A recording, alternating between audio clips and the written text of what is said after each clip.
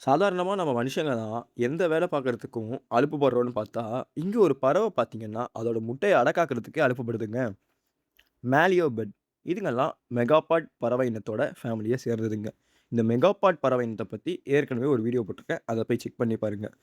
இந்த மெகாபாட் ஃபேமிலில இருக்கிற பறவைகள் எல்லாம் பார்த்தீங்கன்னா, பாடி ஹீட்ட வச்சு எக்ஸ இன்குபேட் பண்றதுக்கு பதிலா, என்விரான்மென்ட் ஹீட்ட யூஸ் பண்ணுதுங்கன்னு சொல்றாங்க.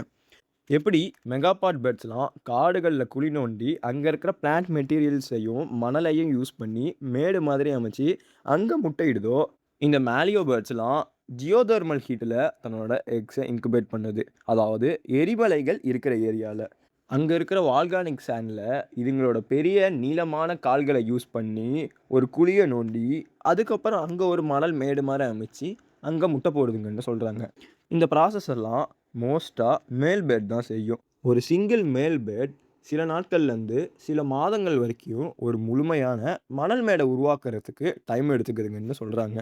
இந்த மேலியோ பேர்ட்ஸ்லாம் வால்கானிக் ஏரியாஸ்ல மட்டும் இல்ல, காடுகள்லயும் சம்டைம்ஸ் நெஸ்ட் பில்ட் பண்ணும்னு சொல்றாங்க.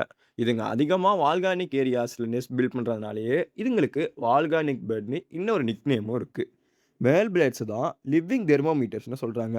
பிகாஸ் இந்த மேல் பேர்ட்ஸ் தான் அந்த மவுண்டோட டெம்பரேச்சர கண்ட்ரோல் பண்றதுல முக்கியமான பங்களிக்குதுங்க. அந்த மணல் மேடோட டெம்பரேச்சர் அதிகமா இருந்ததுன்னா, அந்த மேட்ல இருக்கிற மண்ணையும், இலைகளையும் குறைக்கும். அதுவே அந்த மணல் மேடோட டெம்பரேச்சர் கம்மியா இருந்ததுன்னா, அதிகமான இலைகள்லையும், மணலையும் சேர்க்கும்னு சொல்றாங்க. உங்களுக்கு ஒரு டவுட் வரலாம். இப்படி அதுங்க வால்கானிக் ஏரியாஸ்ல போய் முட்டை போடுதுங்களே, அந்த முட்டை பாயில் ஆயிடாதான்னு கேட்கலாம்.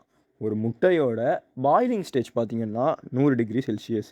ஆனா, இந்த பறவைகள் ஏரியாஸ லொக்கேட் பண்ணும்போது, அந்த ஏரியால 35 டிகிரி செல்சியஸ் இருக்கிற மாரி தான் சூஸ் பண்ணுங்கன்னு சொல்றாங்க.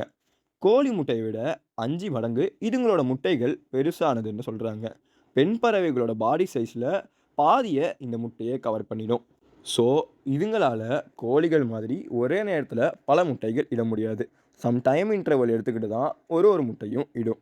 75லிருந்து 80 நாள் கழிச்சு முட்டையிலிருந்து பொரிஞ்ச குஞ்சுகள் தன்னைத்தானே அந்த மணல் மேட்டை விட்டு வெளியே வரும்னு சொல்றாங்க. அப்படி வெளியே வரும்போது பறக்கறதுக்கான சரியான இறகுகளோடையும், கால்களோடையும் ஃபுல்லி டெவலப்டு சிக்கா தான் வெளியே வருங்க. முட்டைகள்லேருந்து வர குஞ்சுகளுக்கு தன்னோட பேரண்ட்ஸ் யாருன்னே தெரியாது. பிகாஸ் பேரன்டல் கேர்ங்கிறது இந்த பறவை இனங்களுக்கு கிடையாது.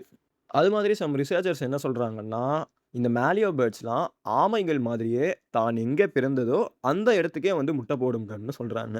மனிதர்களால இந்த பறவைகளோட முட்டைகள் அதிகமா வேட்டையாடப்படுறதுனால, இதுங்களோட பாப்புலேஷன் டிக்ளைன் ஆயிக்கிட்டே இருக்குன்னு சொல்லலாம்.